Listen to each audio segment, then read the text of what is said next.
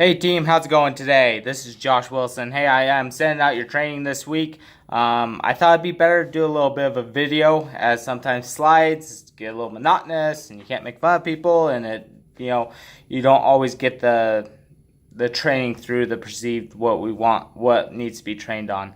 Again, I'm gonna try to do this on one take, and I don't have video editing software, so please bear with me if I make any mistakes. Don't laugh at me too bad. It's okay to laugh a little bit. But hey, today I wanted to do a little bit of housekeeping. As you can see, we're going to start keeping a lot more of our trades on our lot. So we're going to have a lot more clean titles on our lot.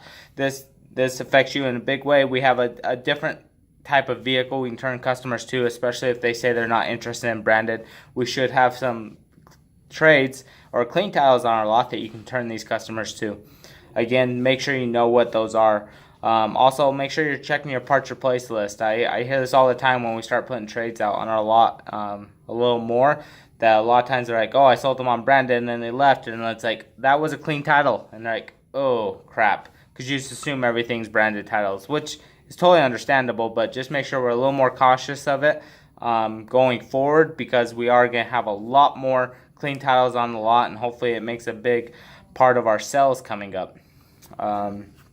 And it's going to be good. When people aren't interested in branded tiles, you can say, great. Again, I have a couple clean tiles that fit your needs, and we always price aggressive. Even on our clean titles, we're going to be priced very aggressive in the market. That's our model. Best price. We're non-negotiable. So it does put that best price forward, and it allows us to get the best price on the vehicle on clean tiles or branded tiles. Either way it goes. So make sure you are mindful of that change that is coming.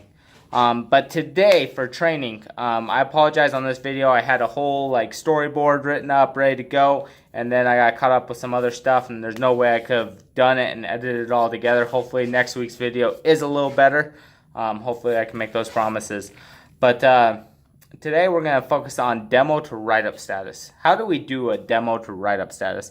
I feel like this is something we talk about a lot, about how can we convert those people from demo to write-up status. So real quick, a question that I've had, and I want you guys to each take and talk about in your group right now, is when do we go talk to the customer after they're done demoing?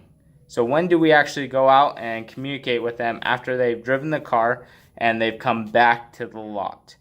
Now, please hit pause on this video. I know it's the 2 lines straight up for those people that are struggling with computers. Just hit pause and please talk about this within your whole group real quick and get everyone's different opinions and talk about what you feel like is the best way.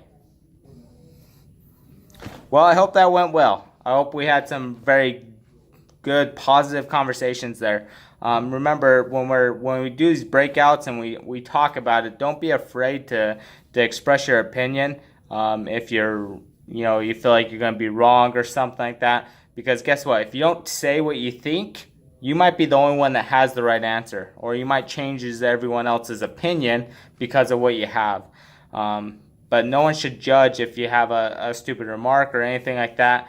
Hopefully we all have tough enough skin. We're in sales that we can handle being laughed at. I'm sure I'll get laughed at a lot on this video. I'm sure I'll send it out and Matt Sweatfield will be calling me, laughing at me. Hopefully I'm just not as awkward as Rich Jackson on videos. But moving forward, I mean, there's a couple different ways we can, from demo to write-up status. I see a lot of salesmen as I walk around other dealerships. They sit and they say they're sitting there waiting by the door and they're waiting for the customer to walk into the dealership. They say we want to make sure they come back in the dealership, so we don't want to go talk to them until they walk in. Okay, that's not a bad idea, and I will talk about that way a little bit later. There's other ones that say, I want to get out there right on them. They pull up on the dealership and they're sitting there tapping on the window right as they pull in.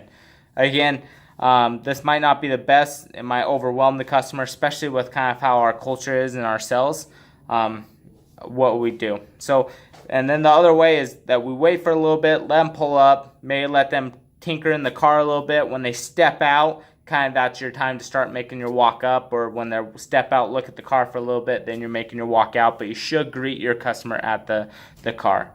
So the there's those two ways. I will go against the way with we wait for them to walk into a dealership.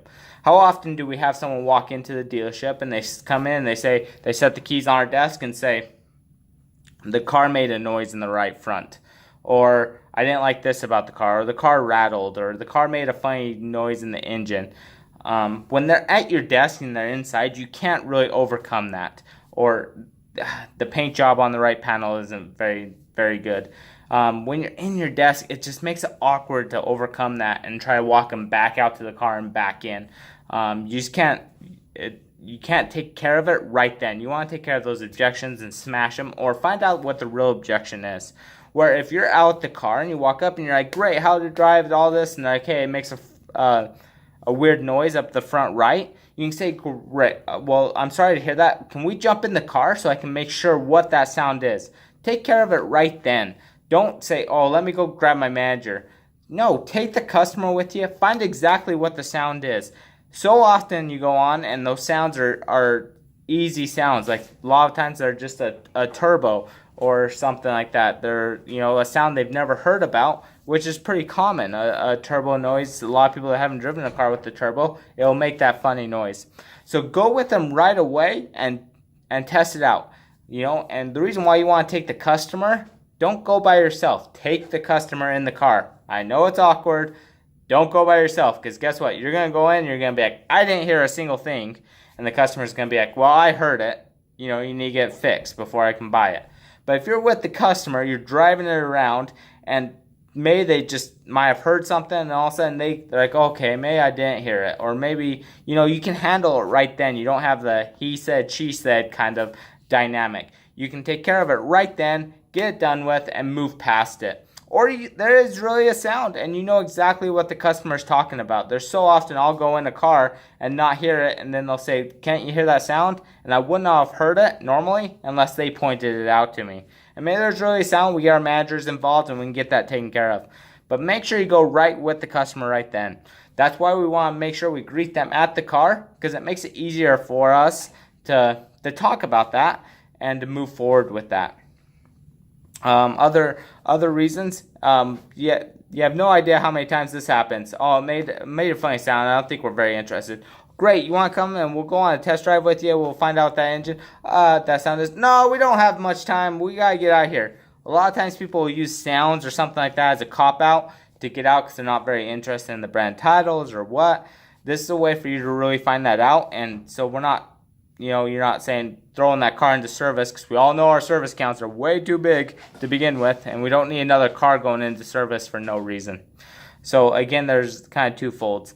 Again, we go out there and we meet the customers with the car, and we're walking out there, and we're trying to make that transition from the demo to bring them back into write-up status. Now again, I want to do another round table again with the group. I want you guys to kind of talk about different ways that you guys like to move from demo to write-up status. Store manager, please go around to every single person and have everyone share their opinion. Please share your opinion. It's not like any opinion's dumb. Everyone has a different style of sales. I'm very different than Joey. I'm very different than Sam. I'm very different than Stefan. There's a lot of different sales techniques. I've seen some that I'm like, I could never do that. Thaddeus down in Las Vegas, I could never sell like him. It was just how he was. People took him. They would think I'd be a jerk, but they love him, thinking he's joking around. Everyone has a different sales tactic. So please, everyone, go around, share your opinion, and then I'm gonna share my opinion on what a good way is, and then we can talk about it and morph this into where we need to be. So again, hit the pause button. Please go around the group, talk about this, and see what people's opinions are. All right. I hope that was very educational. I hope it was really good, because again, that is probably one of the most important things we can do, is talk together as a group. We all come with different ideas, backgrounds, ideas of selling. Again, group conversation is where we really make progress. If you think you're the smartest person in the room, guess what? You're not, because you're going backwards. But a couple different examples that I like to use from right up to demo. I like to make sure when you go out there, when you did your needs analysis, when you did that thing, you found out what they loved about that car. They either loved the leather seats, they loved the sunroof, they loved the radio, they loved the turbo. They loved something about that car. I like to get at least 3 things I know they love about the car, so I can get the customers starting to say yes, yes, yes. Again, we want to get them on that yes, yes, yes, and focusing on the positives, because what am I doing? I am building value in the car.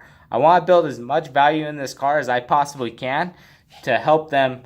So when I get to write-up status, it makes it a lot easier when I'm going through write-up status and selling the car, because I've already built the value and how much they're saving and what a great car it is. And it's an emotional. You buy cars because they're emotional. It's not people. You have to have them emotionally in the sale. So get 3 yeses. I like to come out and instead of saying how to drive, that's a very broad question. Guess what? You don't know what's coming back at you. You don't know what answer's coming. You're like, okay, shelter, I don't know where I'm going. So make sure you know kind of where your direction is. Great. How are those? Didn't you love those leather seats? Did you try the cooled seats there? You see that it blows? The first time I tried it, I thought I peed my pants. You want to start directing them. Oh, that was nice. Oh, did you get on it? Did you feel the turbo kick in there, give you a little more horsepower there?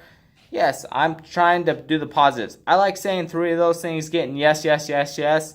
So then I can say, great, come on inside with me. We'll get you taken care of. Direct the customer. Come on inside with me. We'll get you taken care of. Come on inside. Let's work some numbers. Direct the customer. I hear this all the time. Well, what are you thinking about doing today? They're at a car lot. What do you think they're expecting to do? They want to buy a car. So often we go under the assumption we're selling a car, and they're like, oh, they're a month out. And I hear salesmen all the time when they're out on test drives. Well, they're just kicking tires. They're 2 weeks out. Again, they're on a car lot. If we do everything right and they find the car they want, guess what? They're ready to buy a car. They wouldn't come a car lot if they weren't ready to buy a car. So no more of this. Do you want to go work some numbers? Don't ask them, direct them. They're paying you as a sales associate to be the professional and show them the way down the sales process. So often we get that, well, what do you want to do? You want to think about it, or do you want to come in? You're giving them a natural objection. Easy way out. Oh, well, I'm going to think about it over the night. Don't do that. Direct them. Say, great, come on in. We'll work those numbers for you. Great, follow me. Come sit down here. We'll get all the numbers worked out for you. Direct them in that path. Again, do the 3 yeses, then, use a transition statement that you like to use. Again, these are things that you should role play with. You should know. Try different ones. One I say might not work for what you do. Some people can be a lot more direct. Some people can't just because of their demeanor. So you got to find out what works for you. But the only way we can do that is through role playing. So again, these are a couple different steps that we can use. So again, how we greet the customer, what we're using for the customer, overcoming any objections on the customer, and then also transition into write-up. So again, now I want us to go out and I want us to role play. So at least do 5-10 minutes of role play where you're going to pick a partner and you're going to role play coming off a test drive. Now, there's a couple things I want to make sure we're hitting in these role plays. Now, you as the person, role playing is always awkward, guys. And I hate it when people make it extremely difficult for someone because you know all the right things to say to really screw someone up. We all know it. And then I hate it when we make it extremely easy for the person. They roll through so they think they're an all-star, and then a real customer comes in and blows them up. So, again, we got to find that middle ground. Role play a couple times. We should role play where we're coming back from the test drive and they absolutely hate the car. How do we handle that? How do we handle that transition? If they absolutely hate the car, nothing wrong with the car, they just hate it. I say, great, come on in with me, come sit down at my desk, let's do another needs analysis, make sure I have a car for you, and find another car and re-car them as quick as possible. But you have to take control of that situation. We should go over that. They come back from the test drive and they have a noise or something they don't like about the car, either a paint job or chip or selling around some imperfections in the car. We sell used branded title cars. We do not sell brand new cars. These cars aren't perfect. They aren't coming right out of the factory. Brand new paint jobs. they are used branded tile vehicles. They are going to have some imperfections. So make sure how we overcome that. And then we should go through one that comes back, they love the car, we hit 3 yeses, and we make a transition to write-up. So make sure we're role-playing those different ways. So please go out, spend at least 5 to 10 minutes, 15 minutes, depending on your store manager, what he has planned for the rest of training today. But please make sure you go out and you do that.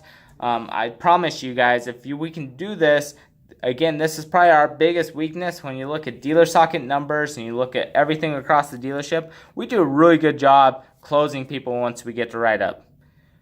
We let a lot of people go after demo. We never get them to write-up. So if we can increase that, again, it's going to be a ton of sales in your pocket. Guys, I'm super excited for this weekend. It's July 4th. A lot of people are out. July 4th was in the middle of the weekend. A lot of people, they're in that buying motion. We've gotten tons of leads over the last 2 days. So let's go kill it. Let's go have a lot of fun.